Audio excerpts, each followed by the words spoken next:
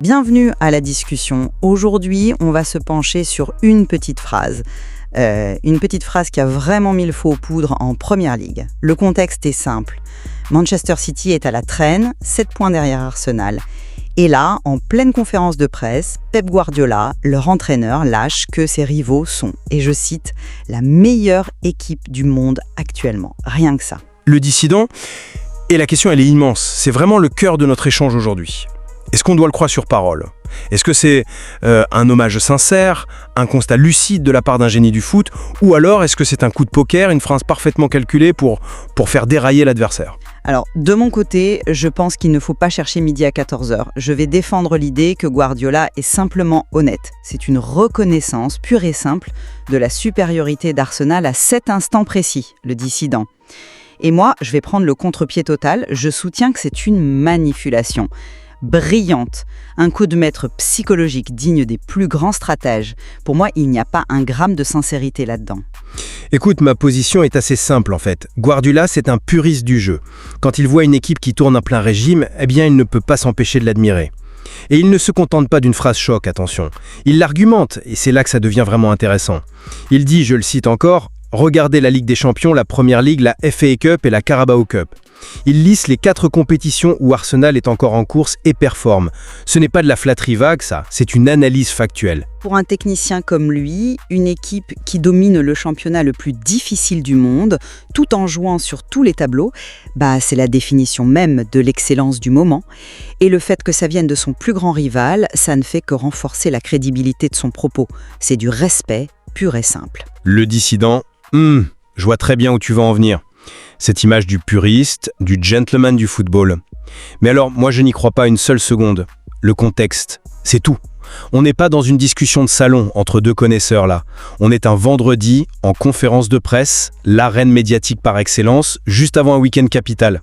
Son équipe est le chasseur, pas le chassé.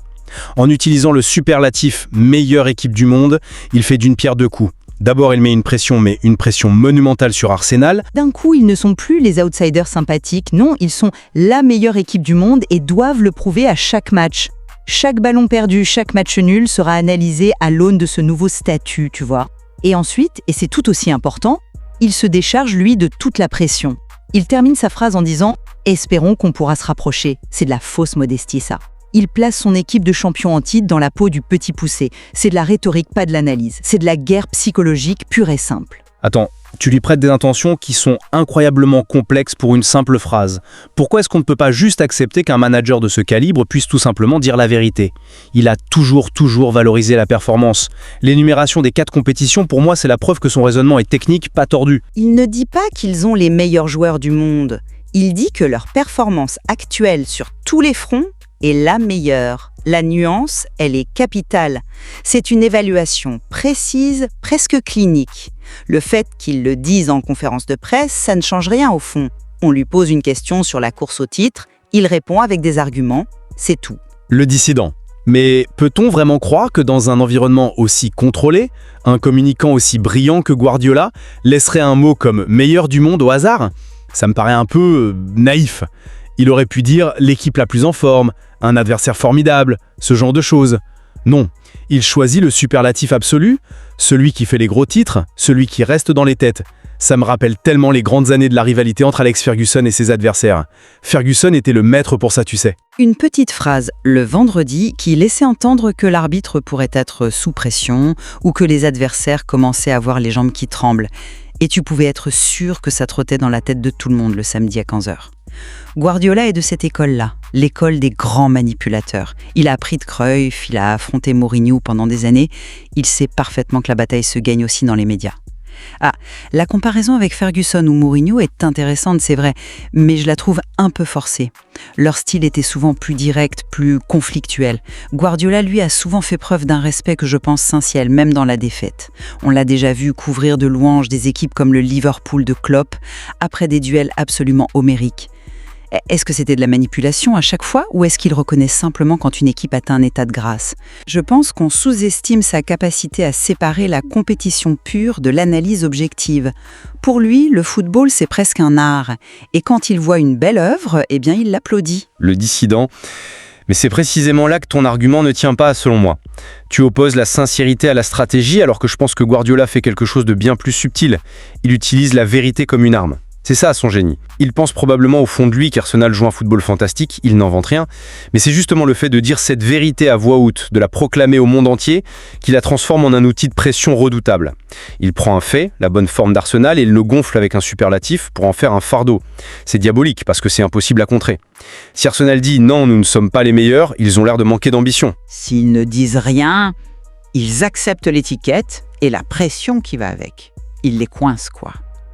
C'est une vision très cynique des choses quand même. Parlons concrètement de l'impact sur Arsenal. Tu vois ça comme un fardeau paralysant. Moi, je vois l'exact inverse. Imagine, tu es une jeune joueuse, un jeune joueur dans le vestiaire d'Arsenal. Vous travaillez comme des fous depuis des mois, sous la direction d'Arteta, qui est l'ancien bras droit de Guardiola. Et là, tu entends le maître lui-même, l'entraîneur de l'équipe championne, la référence mondiale, dire que c'est vous les meilleurs. Est-ce que ça te paralyse ou est-ce que ça te donne une confiance, mais une confiance absolue? C'est la validation ultime de ton travail. Ça peut souder un groupe, leur donner le sentiment d'être invincible. Plutôt qu'un poids, c'est un carburant. Ça transforme la pression en pure énergie. Le dissident? Peut-être pour certains, oui, mais tu oublies la nature même d'une course au titre. La confiance, ils l'avaient déjà. C'est pour ça qu'ils ont 7 points d'avance. Ce que Guardiola leur donne, ce n'est pas de la confiance, c'est le poids du monde sur leurs épaules. Le statut d'outsider qui surprend tout le monde, il est confortable, tu joues libéré. Le statut de meilleure équipe du monde est un costume beaucoup trop grand et lourd à porter, surtout pour une équipe qui n'a rien gagné de majeur récemment. Chaque erreur, chaque mauvais résultat ne sera plus un simple accident de parcours, non. Ce sera la preuve qu'ils ne sont pas à la hauteur, que tout ça n'était qu'un feu de paille. Guardiola vient de changer les règles du jeu. Il a transformé leurs belles histoires en une obligation de résultat. C'est un cadeau empoisonné. On a vu tellement d'équipes dans le passé, je pense au Newcastle de Kevin Keegan dans les années 90, s'effondrer sous ce genre de pression une fois qu'elles étaient désignées comme les favorites. L'exemple de Newcastle est pertinent, c'est vrai. Mais le football a changé et ce groupe d'Arsenal, formé par Arteta, me semble mentalement plus solide. Mais admettons ta logique. Si c'est un coup si brillant pour déstabiliser Arsenal, parlons de l'impact sur sa propre équipe Manchester City. N'est-ce pas un jeu dangereux? En admettant publiquement qu'un concurrent est meilleur, ne risque-t-il peu de démoraliser ses propres joueurs? C'est un aveu de faiblesse, non? Un manager qui dit « on espère se rapprocher », c'est loin d'être un discours de conquérant. Ça pourrait être interprété comme un manque de foi en leur capacité à renverser la situation. Ça peut installer le doute dans un vestiaire, non? Le dissident? Ah, mais c'est là qu'on voit qui connaît son groupe sur le bout des doigts. Tu crois vraiment qu'un vestiaire rempli de gagnants en série, des joueurs comme De Bruyne, Haaland, Ruben Dias, va entendre ça et se recroqueviller dans un coin? Jamais de la vie. Déjà gagnés ne peuvent plus vraiment leur offrir.